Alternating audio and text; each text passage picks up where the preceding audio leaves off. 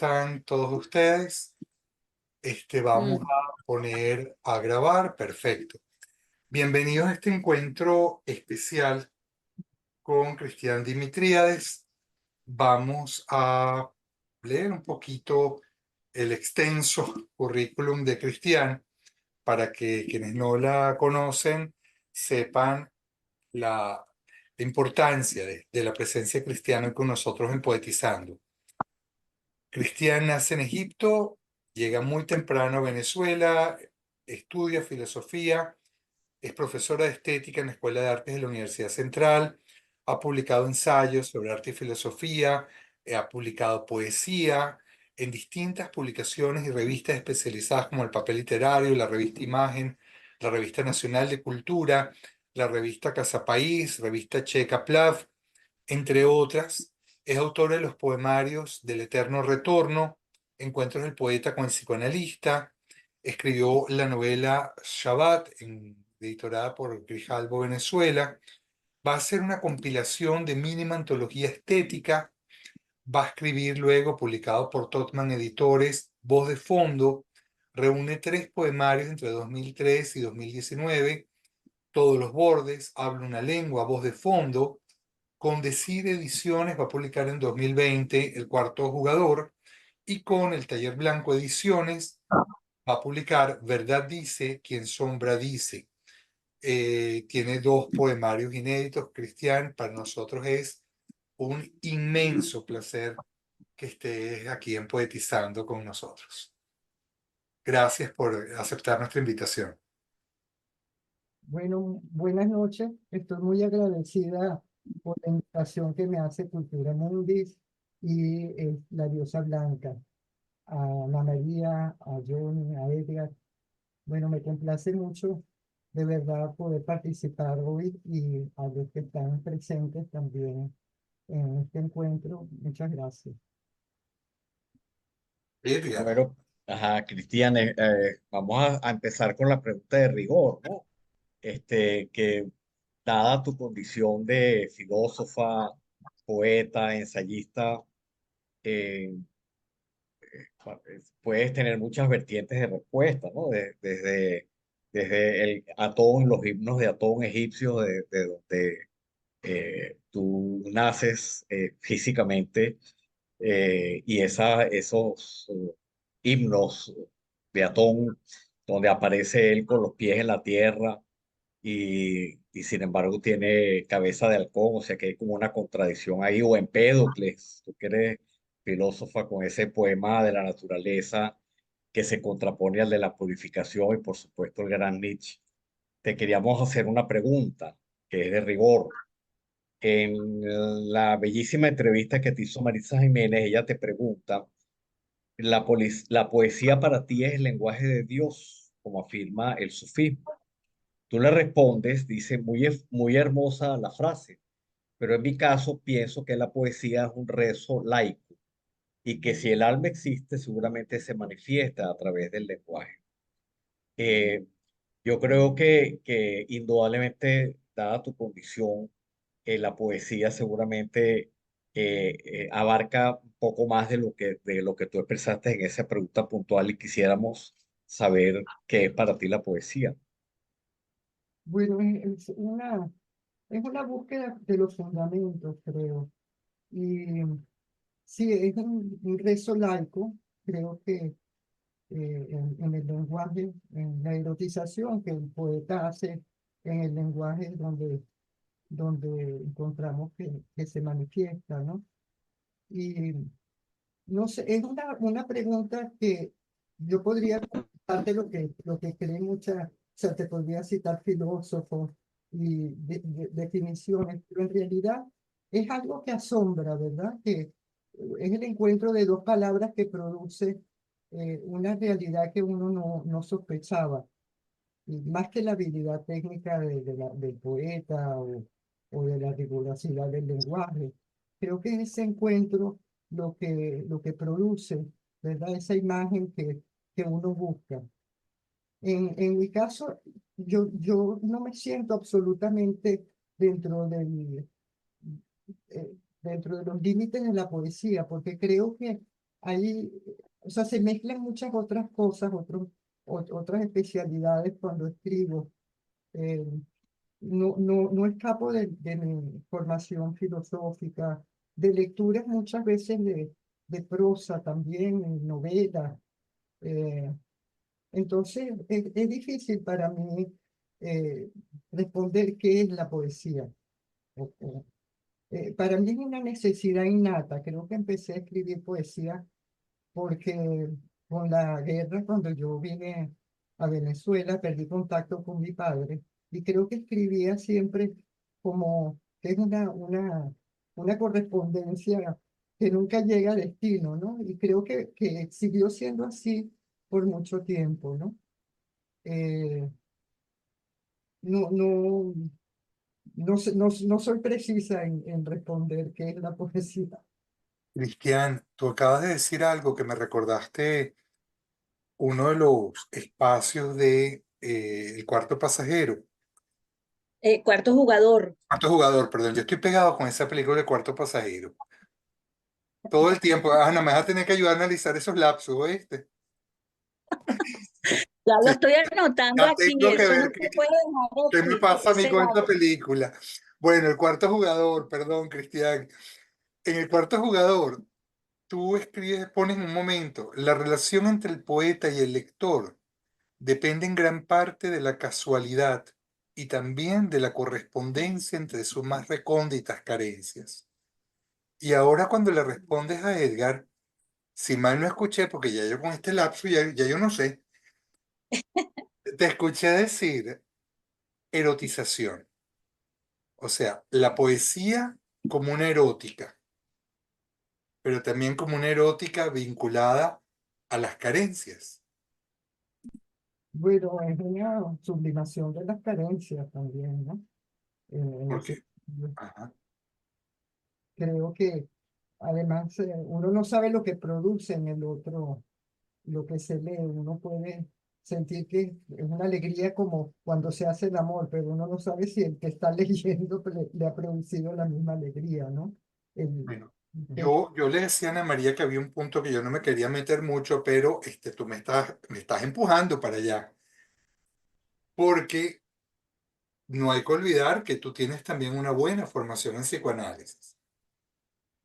Entonces, tú estás hablando de sublimación, pero cuando uno lee un libro, como por ejemplo El Cuarto Jugador, y yo sé que Ana María tiene por ahí muchas preguntas, hay algo que destaca, y es que llega un momento en que tú tocas justamente la carencia, o la falta.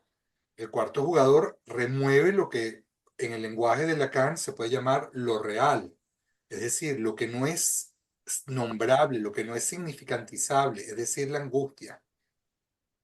Entonces, qué hermoso lo que estás diciendo, porque un poco desde lo que tú hablas, la poesía es como una forma de tramitar la angustia a través de la sublimación para ti. sí, es una voz que de pronto te toma y tú tienes que traducir, ¿no?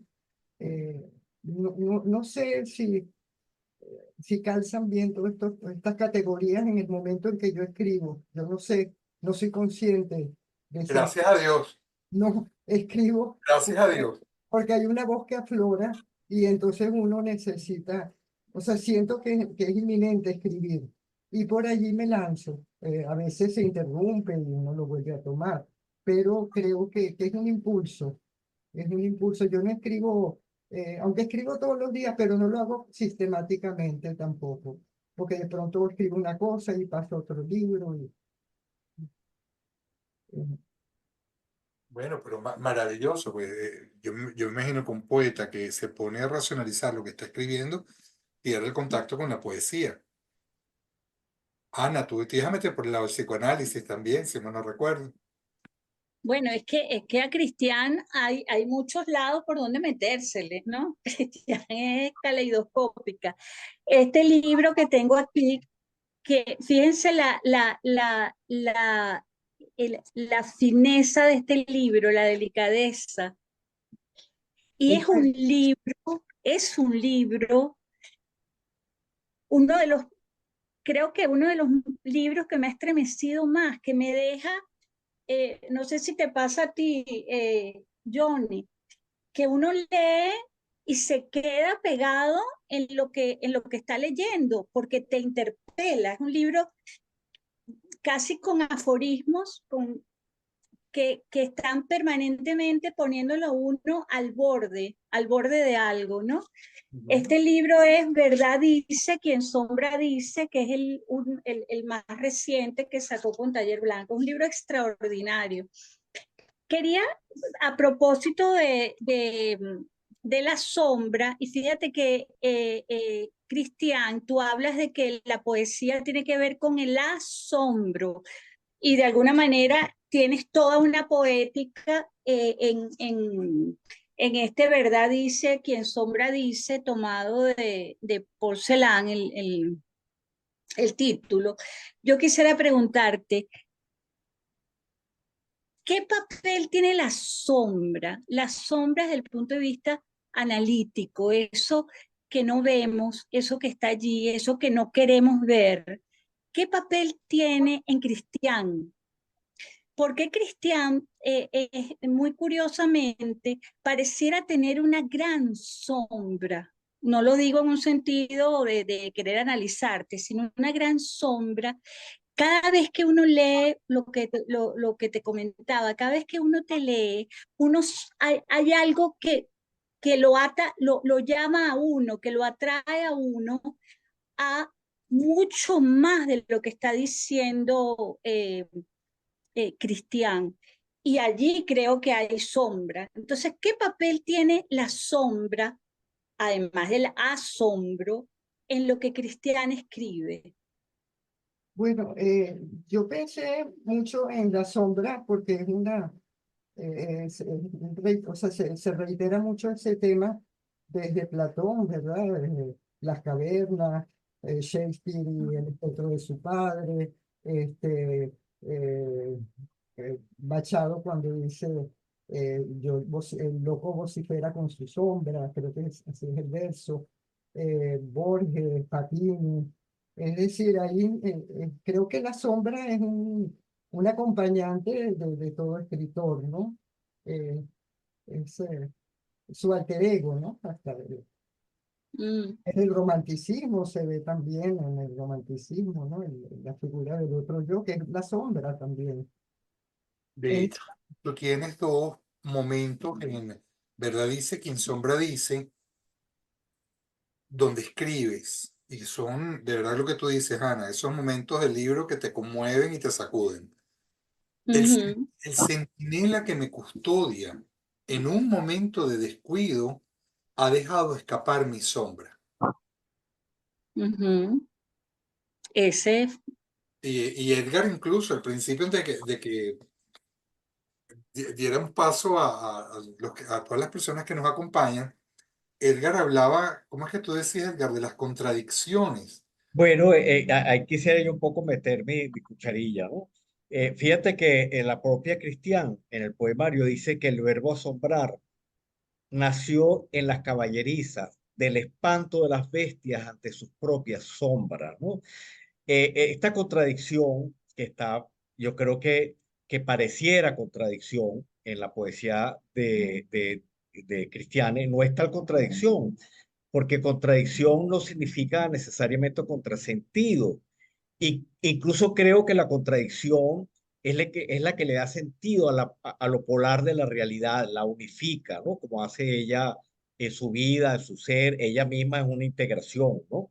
Eh, ahí cito mucho a Jung en su libro Rojo, en ese gran capítulo del asesinato del héroe, que él dice algo así como que el día no es por sí mismo y la noche no es por sí misma. Lo real que es por sí mismo es el día y la noche. Por lo tanto, lo real es sentido y contrasentido.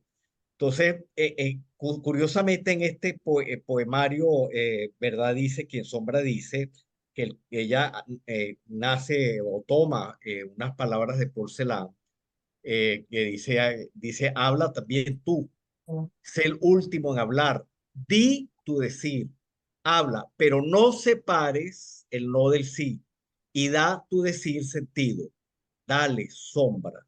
Entonces este poeta judío, que es contradictorio porque es judío sobreviviente al holocausto y sin embargo escribe en alemán, es filósofo y al mismo tiempo es poeta, es maníaco y al mismo tiempo es depresivo, habla de luz y de sombra, es surrealista pero al mismo tiempo es bíblico, se confronta con las tradiciones literarias más diversas, tiene trato con los místicos judíos como Gershom Scholem, y con los filósofos como Heidegger, que muy notorio ese vínculo, o con Walter Benjamin, o tal vez yo diría incluso con Víctor Frank, sobre todo, ¿no? El sentido de la vida, y por supuesto con Freud. Creo que entonces esta contradicción que se pudiera leer en la poesía de Cristiana es más bien una integración. Ella es un centro confluyente, como todo poeta, ahí confluye todo, así como ella es, que no dijiste que era griega, griega, egipcia, ahora venezolana, filósofa, poeta, ensayista, todo eso converge, todas esas realidades convergen, como convergían en Paul Celan. ¿Tú crees, Cristian, que yo he hecho, a pesar de que esto es una expresión muy personal de mi lectura sobre ti, ¿tú crees que efectivamente tú sientes que tú eres un centro donde convergen todas estas cosas que parecieran confrontarse y que en realidad lo que hacen es complementarse, integrarse? La verdad es que no podría definirme de esa manera, pero supongo que tú que me ves, lees el libro desde afuera puedes hacer esa interpretación, pero eh, creo que cuando escribo descubro algo, pero no sé ni siquiera si soy yo misma, ¿no? La que dicta lo que estoy escribiendo. ¿O el cuarto jugador? El cuarto ¿Cuál, jugador cuál? es muerto en Lacan también lo utiliza, porque para él la figura del psicoanalista tiene que ser como el muerto que en el bridge, porque él también era un jugador de bridge y toma esa figura del bridge. Él piensa que el analista debe permanecer e interpretar, y el que juega es el que está analizándose, ¿no? Pero, ¿No? sí, fíjate, Cristian, que yo quiero un poco que te conozcamos a ti un poco más. Ajá. Porque dentro de lo que tú estás diciendo, y aquí lo dices, en verdad dice que en sombra dice, tú escribes, por mis venas corren más de 6.000 años de mitología, cinco mil Mm, setecientos ochenta y cuatro años de judíos, 2023 años de calendario gregoriano y una anemia fulminante. Fíjate que ahí tienes el cuerpo en relación con lo colectivo y en relación con lo más íntimo de tu herencia. A ver, cuéntame un poco cómo se menea el guarapo acá.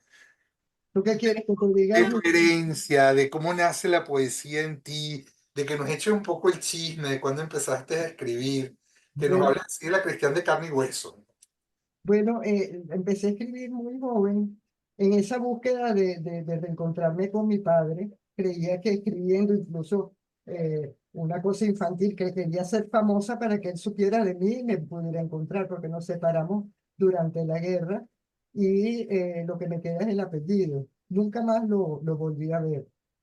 Eh, no hablo griego, no hablo árabe, porque eran colonias que vivían en Egipto, ¿verdad? Eran, o sea, familia. Yo vine con pasaporte británico, porque mi papá era grecochipriota, eh, mi abuela era italiana, tenía bisabuela francesa, entonces tenía toda esa mezcla, y no, la única que hablaba un poquito de árabe era mi bisabuela. Llegué aquí, no creo que tomé conciencia de esa falta sino hasta los 12 años, ¿no? Y a los 12 años empecé a escribir y publiqué muy joven en Imagen, me acuerdo, a los 17 años. Toqué la puerta y estaba Dávalos y Ramos Junior, y entonces se rieron porque yo les llené mis poemas y me los publicaron, y yo me sentía muy contenta. Después dejé de escribir porque me puse a estudiar en serio. O sea, escribía para mí, pero escribía muchos cuentos también. Y ahora tengo mucho más, o sea, por ejemplo, la novela la escribí durante mi año sabático y los primeros libros, pero yo estaba haciendo siempre trabajo de ascenso. En este momento tengo más tiempo para la escritura y estoy muy contenta.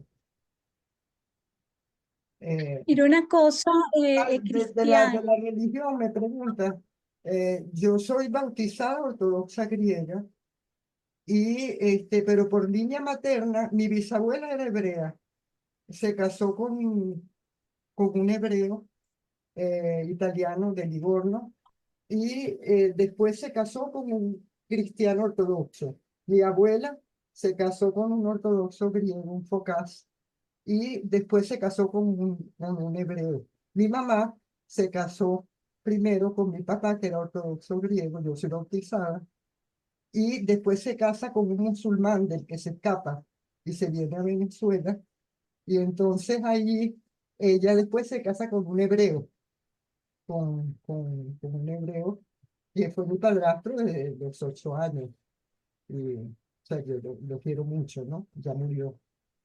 Mira, bueno, no sé si esa era la parte biográfica. No, Ah, no la. Mira, Cristian, siguiendo la pregunta de Johnny, que en ti confluyen y que tú lo dices, ¿no? En ti confluyen tantas tradiciones, tantos siglos, religiones, idiomas, etcétera, y sin embargo eres una poeta de lo conciso, ¿no? Es como que todo ese peso que uno se imaginaría que llevas, toda esa sombra a la que yo me estaba refiriendo, ¿no? Que proyectas una sombra que va más allá, tú puedes hacerlo conciso, hacerlo liviano, hacerlo ligero, y sin embargo, en esa ligereza y en esa concisión hay un peso en las palabras tremendo, un peso específico. Y fíjate que en el cuarto jugador, tú comienzas diciendo, pienso en los nómadas del desierto cuyos pasos no buscan perpetuar una línea, un trayecto, no hay biografía en su andar. Eso se opone de manera muy interesante a la cantidad de biografías que confluyen en ti, a la cantidad de pasos y trayectos que confluyen en ti. Hay en ti una nostalgia, una melancolía de lo nómada. Hay un alma nómada que se oculta en Cristian y que le permite esta limpieza en la poesía, que le permite esa limpieza en el trazo. No sé, pero en el fondo siempre he buscado, aunque quizá mi adolescencia era más nómada, pero ahora siento que me he vuelto muy sedentaria. Quizás la edad es una edad que ya uno no es muy joven, tampoco es un anciano, uno no sabe muy bien cuál es el lugar que uno ocupa, ¿no? Y, pero en este momento me gusta ser sedentaria porque es la única manera de escribir también. Claro, pero fíjate que tu nomadismo lo veo simbolizado en esa poesía de trayecto liviano, de trayecto que parece ligero, de un horizonte vasto que lo deja uno como bañado de luz, pero es mínimo el filo del poema. Me refiero a cómo ese nomadismo, que a lo mejor tú lo viviste, lo concretaste afuera siendo más joven, cuando eras más joven, también está de alguna manera esa nostalgia, pero a mí me llama mucho la atención ese primer texto, ¿no? Esa nostalgia de lo nómada, y tal vez allí está la nostalgia del padre, de Antonio. Bueno, Antonio se llama el padre En en la, en en, la en la novela. ¿hay, Sí. hay algún poema, Cristian, de lo que Ana María se refiere, de todo ese pasado? ¿Hay algún poema en particular que quieres leernos?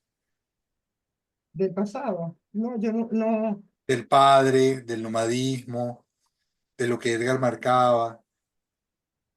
¿Hay algún poema verdad dice, de quien sombra dice, que lo sientas como más tuyo? Esos poemas que uno pone y que a veces lo deja colar entre otros tantos. y que uno dice, no, esto no lo publico, esto sí lo pongo, esto no. Yo creo que hay más en la novela cuestiones, por ejemplo, a mi padre, o sea, creo que toda la novela está un poco dedicada a él, ¿no? Y no sé, en Encuentros del Poeta, no. Tú querías que yo leyera algo del Me poeta. encanta, nos encantaría que leas algo.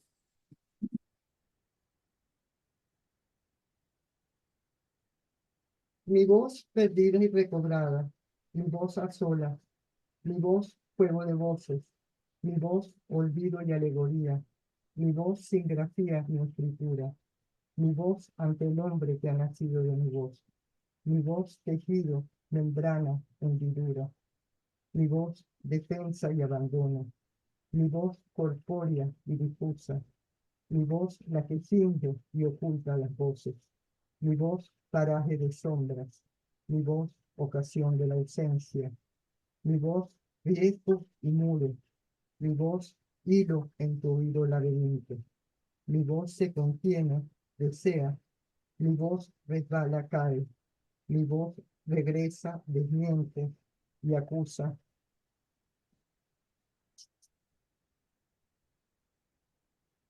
mi voz ritmo y agonía, mi voz no evoca, ejecuta. Mi voz atraviesa el tiempo y el tiempo es solo un argumento de mi voz. Mi voz, frontera, palabra. Ese es el encuentro del poeta con el psicoanalista. Bien. Entonces, Cristian, ¿pudieras leer del Verdad dice quien sombra dice, el poema que comienza con la ingenuidad de Mishkin, el príncipe idiota de Dostoyevsky? así. Está en la página 10, ¿no? Sí. La ingenuidad de Mishkin, el príncipe idiota de Dostoyevsky, seguramente ha contribuido a formar la imagen que el vulgo, no sin razón, se hace en la actualidad de los poetas, al considerarlos privados de astucia, estúpidos tal vez, seguidores de una voz que solo emite el eco de las voces. Incluso así prefiero el liviano soplo de la palabra, su extraño poder sobre el vacío. ¿Se oye bien? ¿Se escucha bien? Sí. Sí, se escuchó. Fíjate que ahí dices varias cosas que me interesan. Lo que te decía, que uno se queda en un poema y se queda como estupefacto. Entonces, esta estupidez del poeta o aparente estupidez del poeta, seguidores de una voz que solo emite el eco de las cosas. Y luego dices, así prefiero el liviano soplo de la palabra, que es un poco esto que yo encuentro permanentemente en tu escritura. ¿Tú consideras que los poetas o el que intenta hacer poesía se pone en algo así como eh, eh, se pone en el filo de la palabra, se pone en peligro de ser tomado como un ingenuo, como un idiota, como alguien que solo ve o dice el eco de las cosas? La poesía entonces es parte de esa caverna de Platón. No, no creo, porque la caverna de Platón es el mundo de la opinión, de la no verdad. No creo que en la poesía hay una búsqueda de verdad y un intento, quizá no en un registro de lo real, pero es justamente para reparar lo real, ¿no?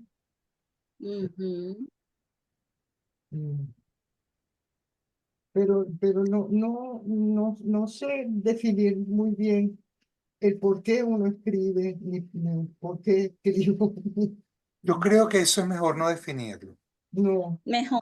Hay una anécdota muy linda de Freud con Mahler, en la única sesión que tuvieron, que están caminando por el Schönbrunn, y cuando Mahler le empieza a hablar a Freud y le dice cuándo va a ser la próxima sesión, Freud le dice, no, no va a haber próxima sesión. Y Mahler le dice, ¿por qué? Porque si yo te interpreto, tú vas a dejar de componer. Entonces, la idea no es buscar por qué escribes, porque creo que aquí los cuatro escribimos y sería un atentado a la creación. Es No, más, es más tu aproximación a la poesía.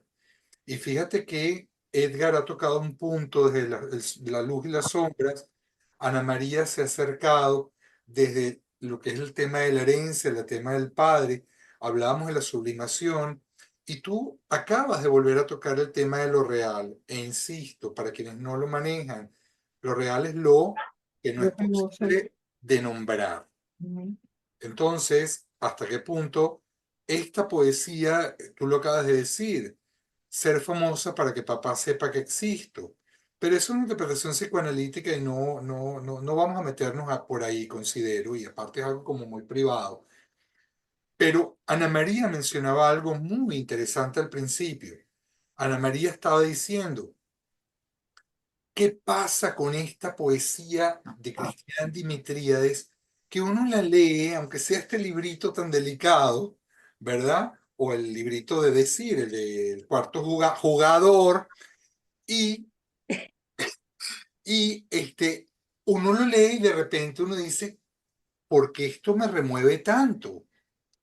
Fíjate que incluso Iris Rojas hace una observación bien interesante, porque ella escribe, hay cuatro pasajeros en este sitio que van a compartir y la invitada con sus palabras puede cambiar la posesión de los entrevistadores.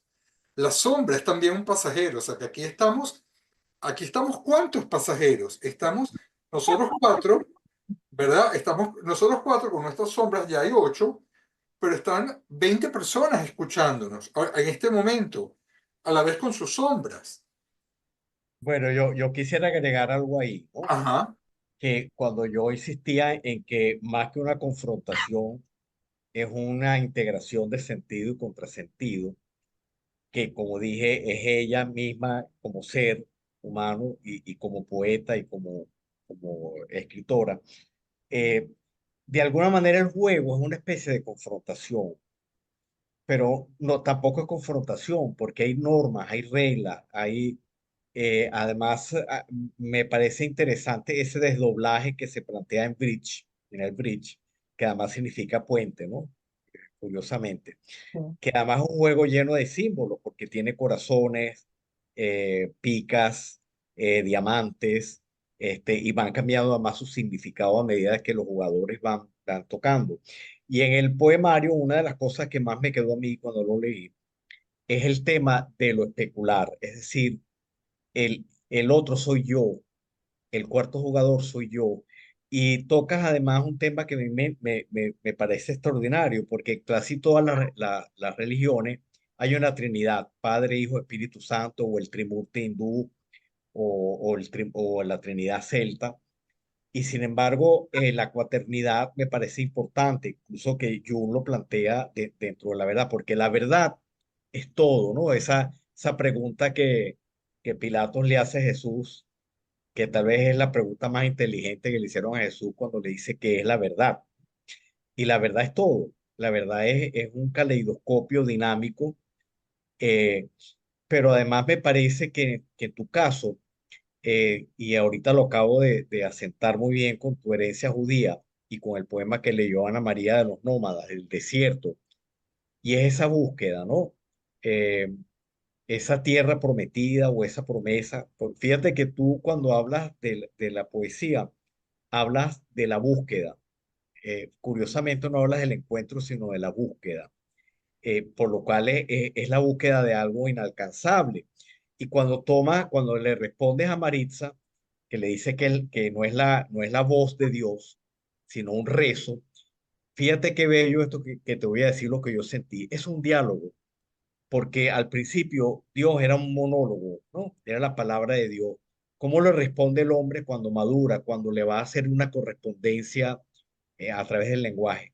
Con el rezo, con la oración, con la súplica o con el agradecimiento.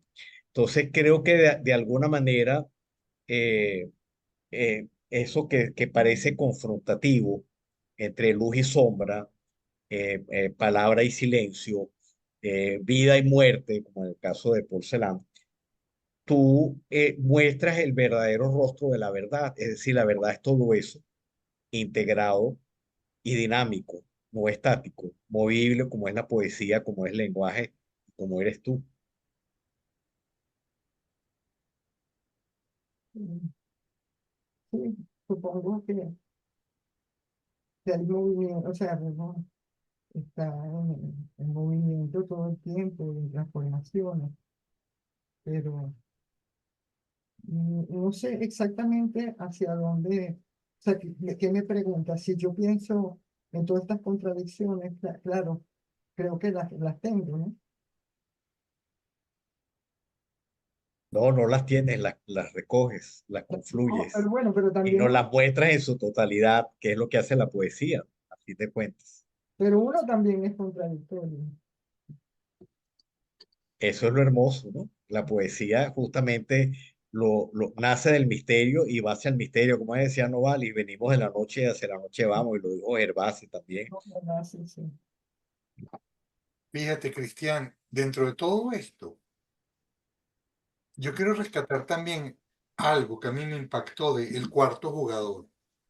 Yo les pido, por favor, que nos están escuchando, si no han leído alguno de estos dos libros, son obligatorios. O sea, por favor, búsquenlos. El Cuarto Jugador y Verdad dice quien sombra dice. Y a mí El Cuarto Jugador me resultó un libro profundamente erótico. Yo me recuerdo cuando escribí el artículo en Pro Da Vinci, yo te lo comenté. Y creo que es un libro cargado de un finísimo erotismo. Erotismo en la palabra, erotismo en la relación con el cuarto jugador, erotismo en cuanto a la desnudez con la que tú te presentas en este libro. Tú tocas cosas muy profundas, esas heridas que quedan de las carencias y quizás muchos de esos temas que no se tocan en las relaciones de pareja o que no se dicen, y por ahí lo real. Entre las tantas cosas que tú escribes en el cuarto jugador, en un momento tú adviertes, cuando el sol se retira, nos deja una herida en el corazón y también en las palabras. Luego tomas una posición que tiene que ver un poco con lo que Edgar planteaba, que dices, hay que saber deshacerse del peso de las palabras. Mm. ¿Cómo ves hoy en día tu proceso del cuarto jugador? ¿Ves ahí lo que se plantea de una erótica? ¿Es un libro sobre las relaciones de pareja? ¿Es un libro sobre el amor? ¿Qué significó para ti el cuarto jugador cuando lo escribiste? Bueno, yo cuando utilicé la metáfora del juego del bridge, pensé que la figura del muerto era, este, se correspondía de alguna manera con la del lector. Eh, Mm. que claro que hay un erotismo con el lector, porque pues, uno no sabe quién es, pero hay un deseo de sincronía, ¿no? En ese sentido, sí hay erotismo, pero, pero no sé, porque hay situaciones diversas, no solamente está referido a la parte del juego del otro, sino que también hay reflexiones hacia mí misma, ¿no? Como momentos, sensaciones eh, que, que trascienden un poco lo erótico, ¿no? ¿En qué contexto lo escribiste? Es eso, ese libro. El cuarto jugador.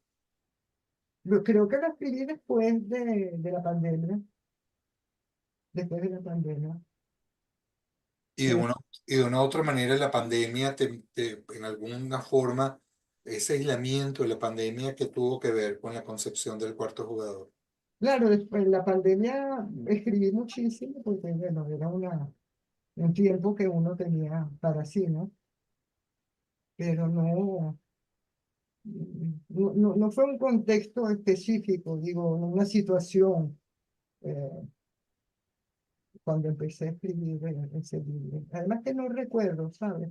Creo que estoy perdiendo también un poco la memoria, de verdad.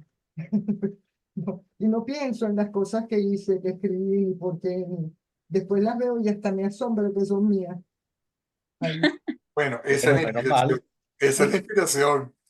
De hecho, tuvo un momento precioso. El cuarto jugador dices, son estos silencios tendidos sobre la nada los que incitan a nuestra voz a volverse habla, a escribirse en el limitado trecho que nos confiere la incertidumbre. La existencia del poeta será engullida por el olvido. Pero aquí ya te estás engullendo a ti, o sea, cuando no lo estás recordando, pero es válido porque así es la inspiración. ¿Hay algún poema particular que te guste más que otros en el cuarto jugador que nos puedas leer? Déjame pensar. Y mientras lo buscas, está este genial cuando le hablas a los lectores, te dice, dime por qué hay tanta seriedad en tu rostro. Lanza de una vez cualquier baraja, da igual, es solamente Da un igual. juego. ¿Estás leyendo, Eso es Ana? una maravilla. Es una Eso es maravilla. una maravilla. La Porque, vida nunca es conforme a nuestras voluntades. bueno, pero fíjate que el jugador en el fondo es un suicida, Ajá. que el jugador apuesta todo en la mesa y nunca es para, el verdadero jugador no quiere ganar, sino que simbólicamente lanza las fichas como que derrocha su vida ahí. Es una forma de suicidio, ¿no? Está presente en la literatura también, en Dostoyevsky, 24 horas en la vida de una mujer, de Stefan Zweig, ¿no? Creo que esa es la tipología, pero sí, y creo mucho en el azar, ¿no?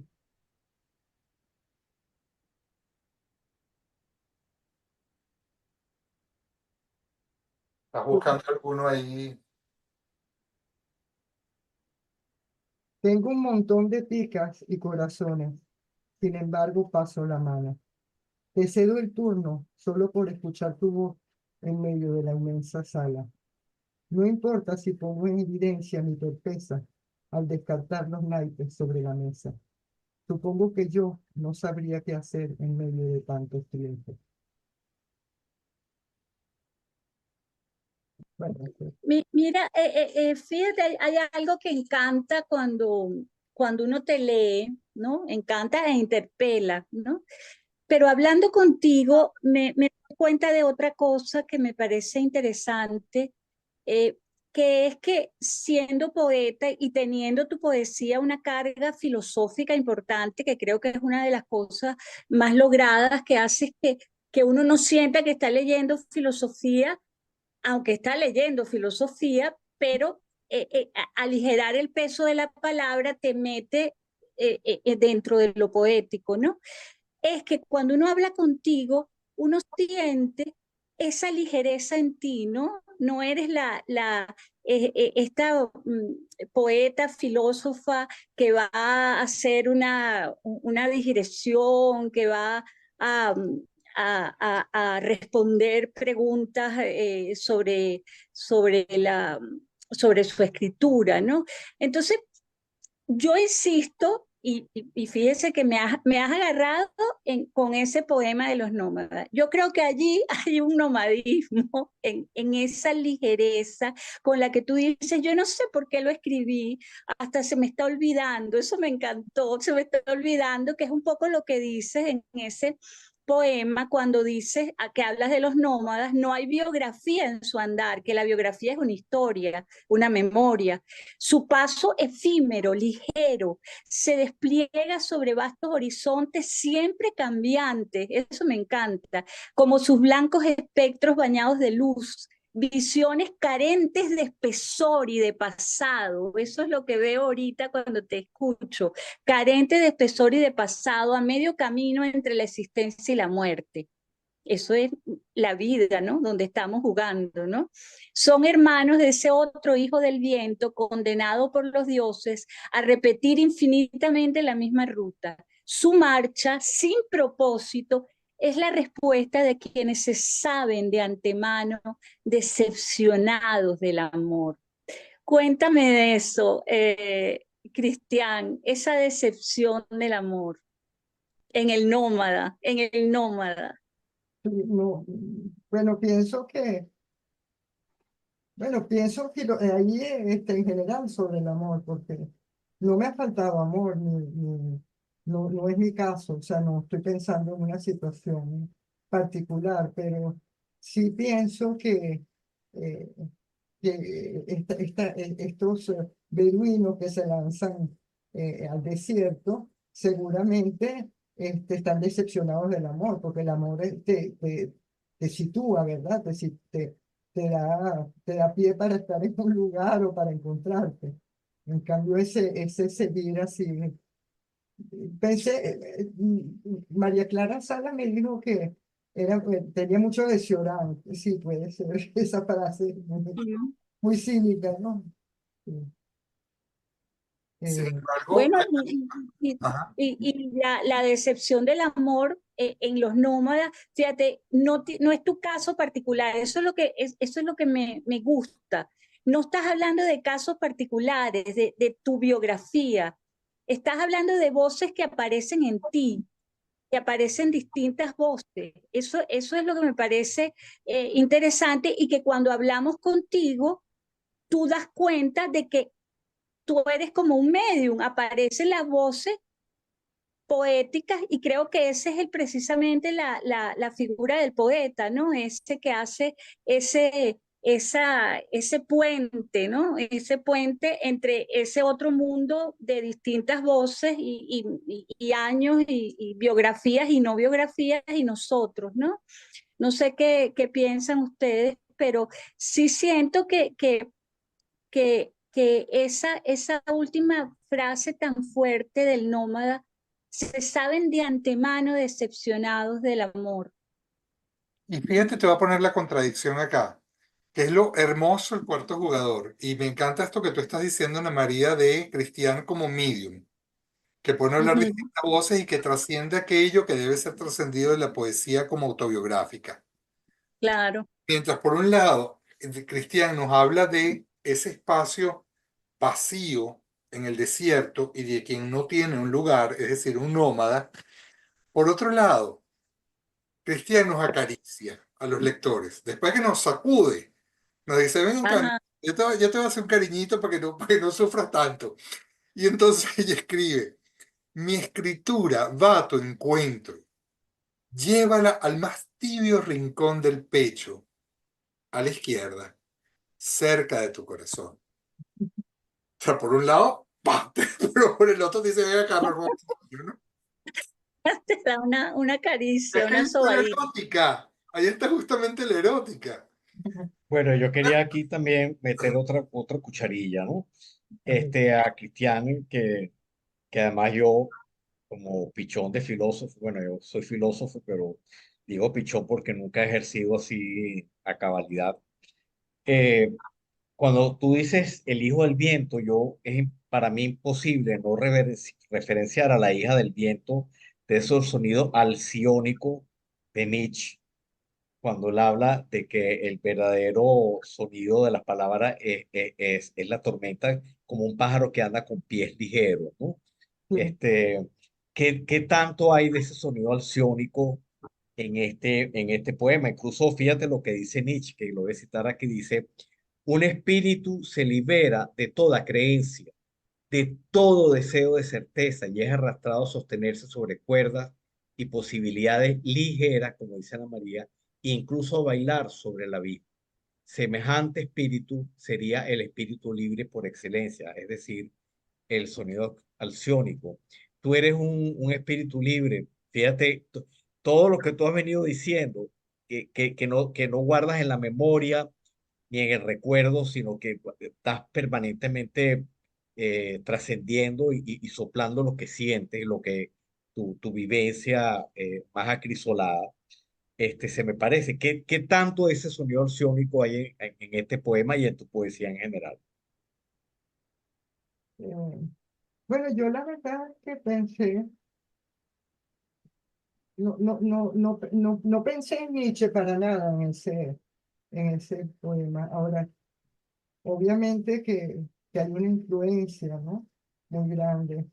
eh, pero el espíritu libre también tiene que pasar al superhombre, que es la vuelta al niño, ¿no? Todavía es un estadio que, que se debe superar. Y el superhombre es justamente el regresar, ¿verdad? Y mirar con nuevos ojos la vida, el creador, el artista. Así es, ese rezo que tú dices que, ese rezo laico con Ahí el está. cual el hombre se responde a sí mismo y se confronta a sí mismo. Fíjate que de alguna manera buena parte del núcleo de tu poesía es la confrontación contigo mismo, a ver qué sale de eso. Y yo quería tocar como último punto para que Ana María y Johnny terminen. Otro sentido y contrasentido, que tampoco es contradicción, que es el del sueño y la vigilia. Por ahí yo me enteré y supe, y además he leído algunos de los poemas, que tú tienes un poema, un poemario inédito que se llama Sueño. Los sueños. Incluso si está inédito, aquí Diosa Blanca está ansiosa y con las puertas absolutamente abiertas a ese trabajo tuyo, si tú lo consideras. En todo caso, quería leer dentro de esa confrontación, que no es confrontación, sino para mí es sentido y contrasentido, que unidos forman la totalidad de la realidad, que dice así: los sueños no tienen final, dejan suspendido su trazo inacabado, una línea por escribir. Qué maravilloso. Yo creo que esto encierra todo lo que tú has venido diciendo, ¿no? Ese es el cautivo, ¿verdad? Porque ese es un poema, o sea, es un libro. Inédito, del sueño. Sí, Edgar, ¿cómo lo conseguiste? por Ah, el bueno. cautivo. Ah, no, tiene, Me soñé con Cristiana y lo conseguí en el sueño. él se informó porque se leyó el artículo de Maritza, eh, varias cosas en el cautivo, ¿verdad? Creo que fue la única parte donde se publicó esto. Ana, Sí, bueno. para ir cerrando, ¿qué le preguntarías a Cristian? Ana María. Estoy impactada con Cristian. Cristian, ese, ese quitar el peso a las palabras, esa delicadeza tuya, de alguna manera, fíjate que quiero llevarte pensando en la novela, que tiene ciertos trazos, me imagino que no todos, pero ciertos trazos biográficos. Hay una presencia fundamental femenina de tu abuela, de tu mamá y de lo que ellas significaron en ti para, para que, para que tengas esa especie de feminidad o esa erótica, como dice Johnny, tan delicada. Hay una presencia femenina en ti permanente, lo veo yo, una feminidad delicadísima, casi de vestal. Me acordé ahorita de Yoyana, casi de vestal, ¿verdad? Así la veo, ¿no? Este, y cuando conversamos contigo, está eh, algo así como acercarse, o así lo siento, acercarse a esa vestal con delicadeza, con de alguna manera reverencia. Eso es lo mío, yo no sé qué pensarán los demás, pero me acerco a ti así, porque siento, por eso puse en el post que hice para anunciar esta entrevista, que tienes un alma mítica. Esa alma mítica está tejida con mamá, la abuela, que tuvieron tanta conexión contigo. Sí. Claro, y creo que yo no sé casi nada de mi familia, quien me dio ciertas luces, porque mi familia venía de Alejandría, yo nací casualmente en el Cairo, y yo conocí a mi familia a través del cuarteto de Alejandría. Entendí muchas cosas de mi mamá, de mi abuela, que no. Y bueno, no sé, la línea materna es muy predominante, ¿no? Mi mamá además fue como mi hermana, a mí me crió mi abuela.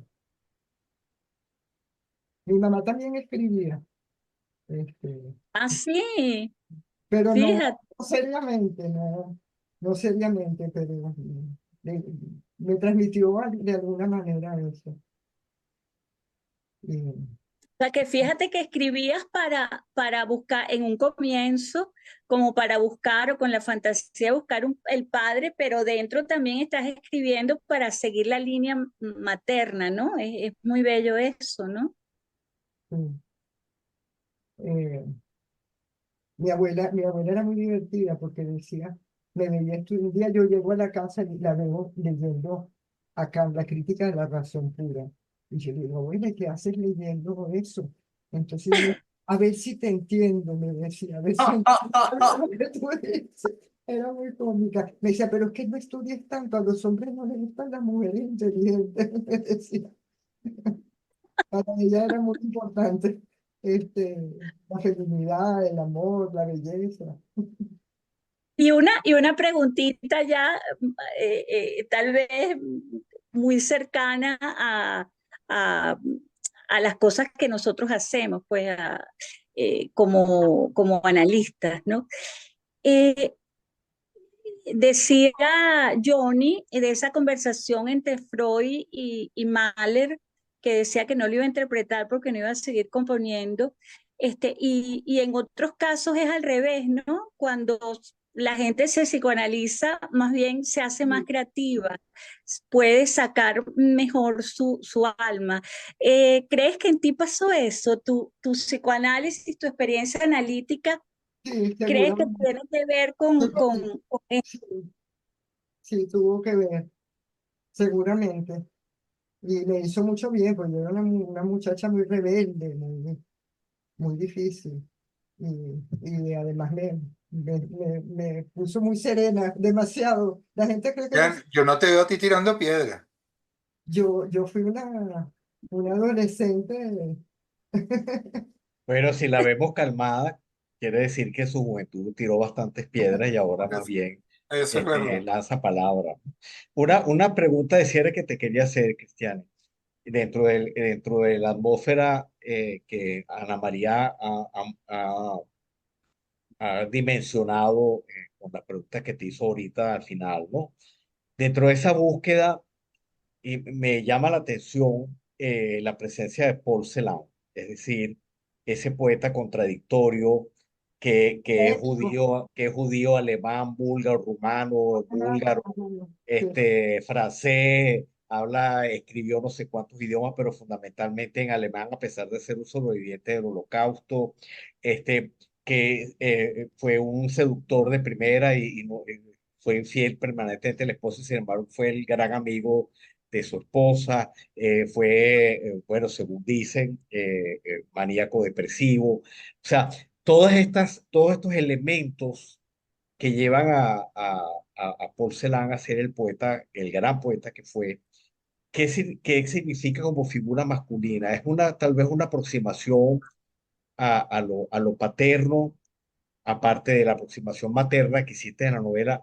En este caso, Paul Celan representa algún contrapeso o algún sentido o contrasentido en tu vida, en tu alma. mira, no, yo me acerqué a Paul Celan tarde, porque es un poeta muy hermético. A mí me ayudó mucho las lecturas de Gadamer y de Maurice Blanchot para acercarme a su literatura. Y todavía, o sea, es muy complejo. Celan, no. Y claro, hay versos como ese de Cristal de Aliento, que son más legibles, ¿no? Pero algunos que son verdaderamente, Oye, este, te recomiendo las cartas de él con Heidegger. Son sí, una joya, recientemente publicadas, porque habían quedado así como en un anatema, ¿no? O sea, un judío con un alemán que supuestamente era nazi, y sin embargo, las cartas son extraordinarias, o sea, muy bellas. sí. Ahora, Cristian, tú no eres para nada hermética, fíjate. a pesar de lo que estamos hablando, una de las mejores características de tu poesía es que no es hermética, es profunda, misteriosa, le llega a uno y lo interpela sin ser hermética. Eso interesante. Quiero leer algo que mandó aquí Yoyana Ahumada de tu poemario Voz de Fondo. Celebro al sofista sumergido en la memoria, distinto de aquel hombre con su estrecho metro entre las manos, perplejo ante el infinito. Y es falso que todos los caminos conducen a Roma, y es falso lo que creí ver en tu mirada. En esta falsedad existo. ¿Quién escribió eso? ¿Quién escribió eso? Wow, bravo. Qué cierre. Cristian, si tuviéramos, así parafraseando un poquito a Rilke, si tú tuvieras delante de ti alguien muy joven que quisiera escribir poesía o acercarse a la poesía, ¿cómo lo conducirías? ¿Qué le dirías? Que no escriba, que no te sea buena poeta, Ok, elija otro camino. ok, pero ya vamos a Ahora, poner un poquito romántico, por ahora, favor. si hiciste, entonces, bueno, puede ser que tenga madera. Hiciste. Ok, pero en esta Está no es muy bien, escritura.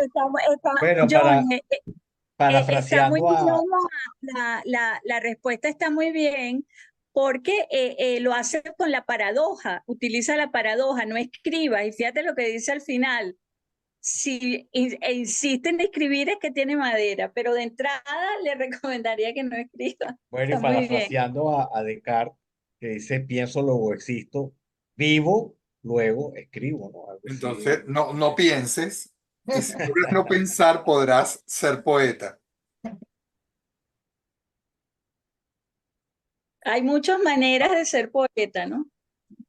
Lo que pasa es que es muy difícil, nadie se presenta, yo soy poeta. Ay, yo te puedo contar muchos que se presentan así. Sí, pero Eso lo chismeamos luego.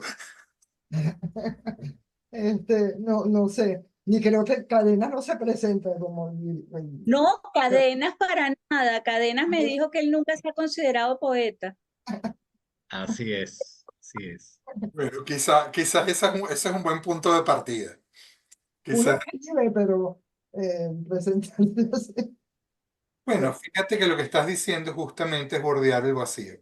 Es que Es bordear el vacío y no ponerle un nombre, porque si le pones nombre ya no está el vacío de por medio. sí. Es esto, su extraño poder sobre el vacío, lo que tiene la palabra, ¿no? Son esas pequeñas gotitas que deja caer Cristian. Bueno, ya para ir cerrando, yo le quiero decir a los que están aquí presentes que les quiero pedir disculpas porque debíamos haberles advertido que antes de empezar iban a salir sacudidos de aquí. Cristian tiene ese tema de que suavecito viene y de repente se nos mete en el alma y nos toca justamente ese espacio de lo que todavía no le hemos podido poner nombre. Gracias, Cristian, por habernos acompañado hoy en Poetizando. Gracias a todos y no sé, Cristian, si quieres despedirte de alguna manera o prefieres que no hablemos de eso. No, sí. Bueno, encantada. De verdad que la pasé muy bien y espero seguir viéndola a ustedes con otros invitados. Pues sí, La próxima semana, ¿quién tiene? ¿Se puede saber o no? eh, la próxima, la próxima semana creo que está Carmen Verde con nosotros, ¿verdad, Ana María? Carmen, sí. Carmencita Verde. Así que bueno, Ahí estaré. Bueno, esperemos que aterrice pronto porque está en España ahorita. creo que llegaron hoy. Creo. Llegaban, Ya bueno, llegaron, ya llegaron. ¿Ah? ¿Ya llegaron? Sí, ya llegaron. bueno, maravilloso. Entonces la próxima semana, Carmen Verde con nosotros. Y hoy el lujo de tener con nosotros a Cristian. Gracias, Cristian. A ustedes. Gracias a todos por Gracias, de acompañarnos. verdad. Gracias, Cristian. Cristian, no te Bueno, olvides que la diosa blanca está soñando con tu sueño. bueno, después hablamos. Chao, Edgar. Chao, Vale, Chao. chao, un beso, un hasta beso. luego.